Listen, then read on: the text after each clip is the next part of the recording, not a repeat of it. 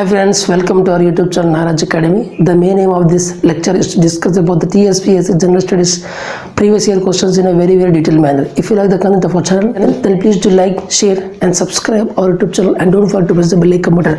So whenever I upload a new video, the direct notifications comes on mobile. If any improvements needed in our lectures, then please do comment in the comment section. We will definitely include all those improvements in the coming lectures. So why to waste more time? So let's get started. So now we are going to solve the 16th question. See the question here. The scheme meant for the restoration of the irrigation tanks is called. So the scheme which is going to meant for the restoration of irrigation tanks is called option A Jalayagnam, option B Water Grid, option C Mission Kakatiya, option D Grama Jyoti. So are the four options, option C Mission Kakatiya is the correct solution of this question. So the scheme meant for the restoration of the irrigation tanks is called Mission Kakatiya.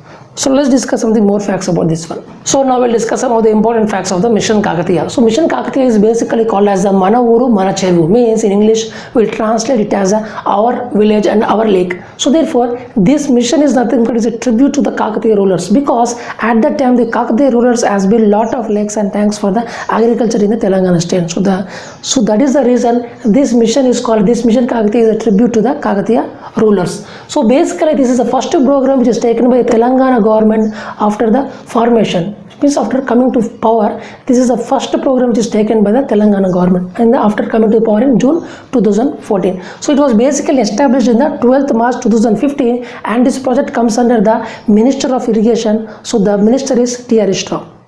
So here this restoration of tanks is basically, initially it is called as the Chinna Niti Vanarula Punaruddharana, but now it is renamed as the Mission Kakatiya. So previously it is called as the Chinna Niti Vanarula Punaruddharana, and now it is called as the Mission Kakatiya. So this main agenda of this project is to fill the tanks and the lakes with a lot of water. So therefore the water can be stored. So therefore nearly in the 5 years the agenda is to fill 46,531 tanks and lakes, and also to store 265 TMC of the water must be stored in this total lakes and tanks. Build these tanks and lakes, the lot of soil must be removed, means we have to dig the lot of soil. So therefore because of this soil the lot of amount of water can be stored, and also the ayakat areas, means the people who are living around that tanks and lakes, their agriculture is also improved because they can use that water for the agriculture purpose. So therefore their agriculture production is also increased. So therefore household agricultural income is increased by 78.5% in Ayakat area. Because of that water usage, all the people who are living around the tanks and lakes, their agriculture income is also increased by 78.5%. So therefore, so by digging this lot of sand, so therefore this lot of soil has lot of nutrients. So therefore they can use this soil for their agriculture purpose also. They can use this soil for the agriculture purpose because it has lot of nutrients. So therefore the crop production is also increases, and the fishermen also can live because they can make their fishes in these tanks and lakes. So therefore the amount of fishes can be increased, or production of fishes can be increased. So therefore the fisherman life is better improved. So therefore now because of this surface water, because of surface water usage by a lot of people, the groundwater is also going to increase, because as the surface water is used by a lot of people, so therefore the groundwater is also increased. So basically the Rajendra Singh is called as the waterman of India. So basically the Rajendra Singh is called as the waterman of India, and these are some of the important facts of the Mission Kakatiya. So Mission Kakatiya is called as a Manavuru or Mana village, means our village or our lake. So it is basically a tribute to the Kakatiya rulers, means initially this Kakatiya rulers has built lot of lakes and tanks in the Telangana state. So basically this is called as a tribute to this Kakatiya rulers. So initially this is called as the restoration of tanks. Initially it was named as a Chinna Niti Vanarula Punaruddharana, but now it is renamed as a Mission Kakatiya. So this is the first project which is taken by Telangana government after coming into power, and it was established in 12th March 2015. This project comes under the Minister of Irrigation. The minister was the T.R. Rao. So the agenda of this is nothing but in 5 years we must fill 46,531 tanks and lakes, and also to store 265 TMC of the water must be stored. And the agenda of this project is to fill all the tanks and lakes with the water. So therefore the agriculture production is also increased, and also the Ayakat people are going to increase their life, the production, and the agriculture income is also increased by 78.5% of the agriculture income is also increased by using that soil for the agriculture for their agriculture purposes. The agriculture income is also increased, and the fishermen can also increase their livelihood by The fisherman life is also increased by using lot of fishes on this surface water in the tanks and lakes. So therefore, the groundwater is also increased. So Rajendra Singh is called as the waterman of India, and these are some of the important facts of the Mission Kakatiya. So now we are going to solve the 17th question. See the question here. Haritaharam program intend to increase the forest area by option A 45%, option B 44%, option C 33%, option D 30%. So out of the four options, option C 33% is the correct solution of this question. So let's discuss something more facts about this one. So now we'll discuss some of the important facts of the Haritaharam. The project name is Telangana Ku Haritaharam, or simply we can call it as a Haritaharam. This was launched on the 3rd July 2015 by the CM KCR in the Chilkur.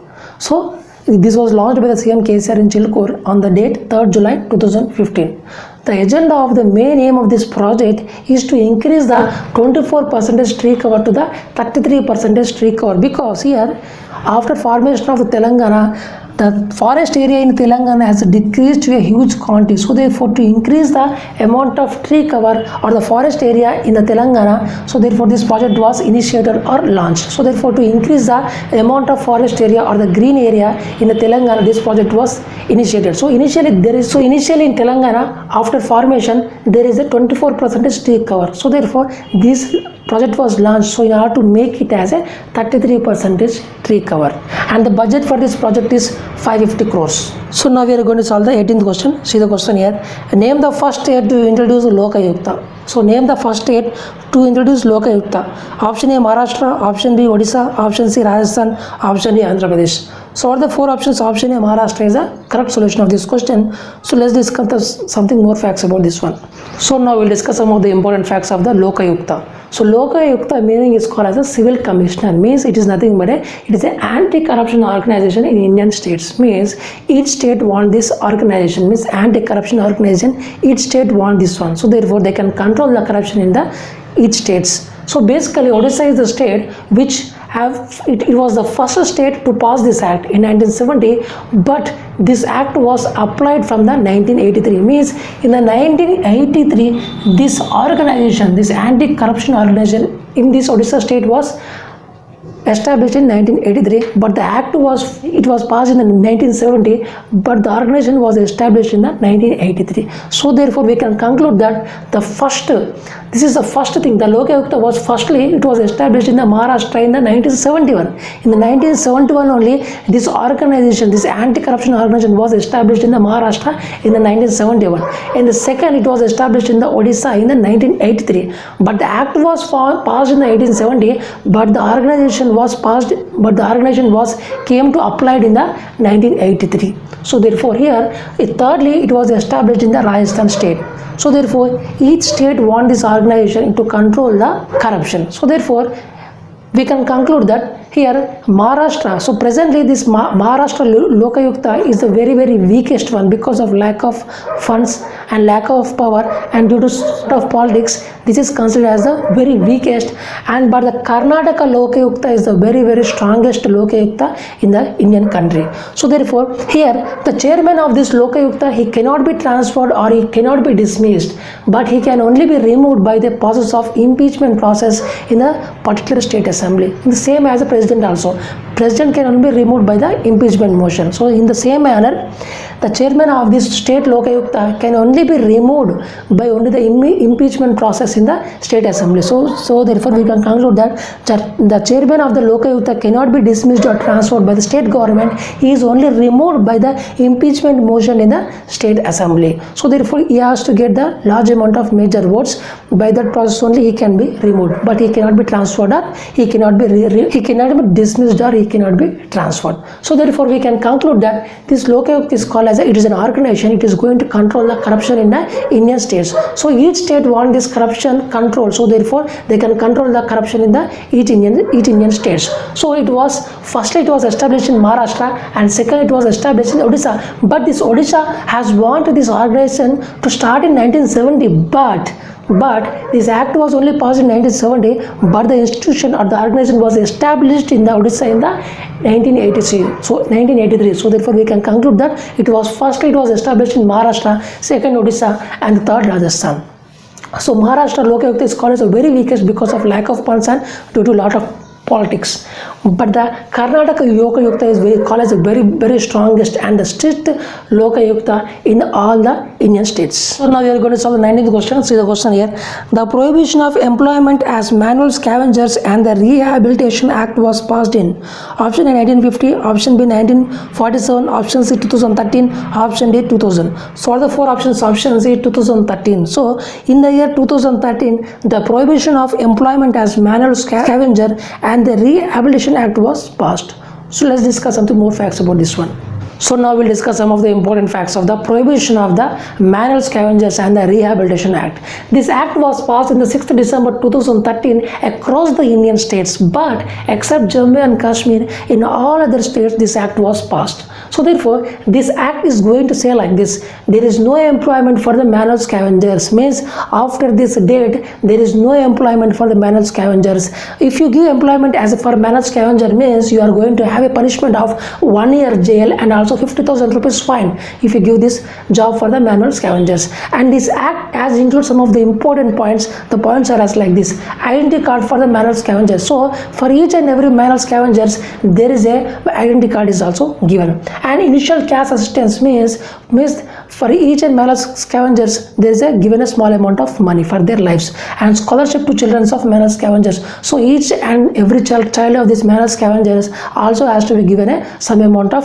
scholarships, and allotment of residential plot with final assistance for construction. So by this act, for each and every manual scavenger there is a given some amount of residential plot, and also some amount of money is given for the construction also, and concessional loan with subsidy for taking alternate occupation. So therefore all these manual scavengers will be given some amount of money with loan. So therefore now they can choose the alternate occupation. So therefore there is no job for the manual scavengers from this date onwards. So therefore here if you see NCSK is called as a National Commission for Safai Karmachari. So therefore National Commission for Safai Karmachari, it is called as a statutory body. It is going to take care of the Safai Karmacharis and give some of the important recommendations to the government of India. So this statutory body is going to take care of the Safai Karmacharis, and it is going to give some of the important recommendations and welfares to the government of India. So based on this, they can give some amount of important rules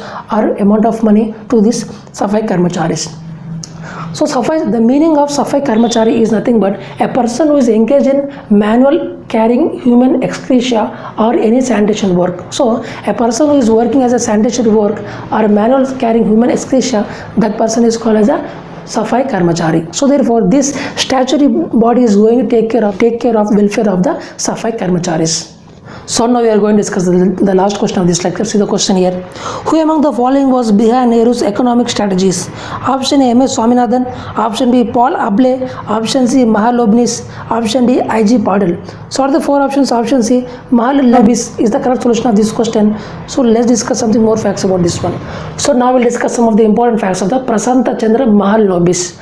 So basically he was an Indian scientist and also is a statistician, and he taught the physics subject in the Presidency College in the Kolkata.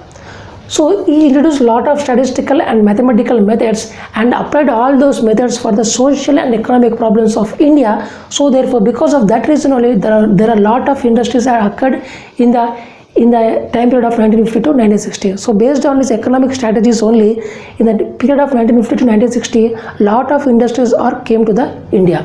So the awards which are received by the Prasanta Chandra Mahalanobis are Padma Bhushan award. He was received for his work in science and maths. So for the work of science and maths, he was awarded the Padma Vibhushan, and also he is a member of the Royal Society. So he is a fellow member of the Royal Society.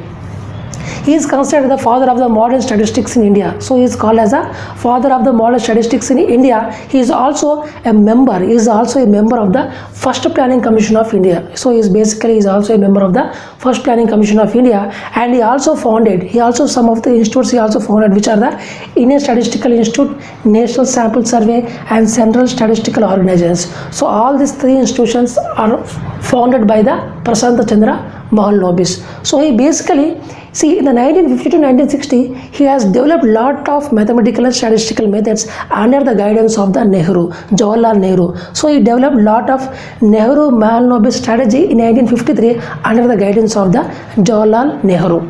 So therefore lot of industries has came to India, so therefore India has industrialized. So therefore India was industrialized in the 1950. So the person who, so therefore we can conclude that the person who is behind the Jawaharlal Nehru for his economic strategies is Prasant Chandra Mahalanobis. So he was the first person who is behind the Jawaharlal Nehru in order to introduce all these Indian statistical and mathematical models. So therefore India was totally industrialized in the period 1950 to 1960. So by this lecture we have successfully completed the 20 questions which are the previous year questions of the TSPS General Studies in a very detailed manner. And if you like the content of our channel, then please do like, share and subscribe our YouTube channel, and don't forget to press the bell icon button. So whenever we upload a new video, the direct notifications comes on mobile. If any information in our lectures, then please do comment in the comment section. We will definitely include all those information in the coming lectures. Thank you so much for watching this lecture. Keep smiling, take care and bye bye.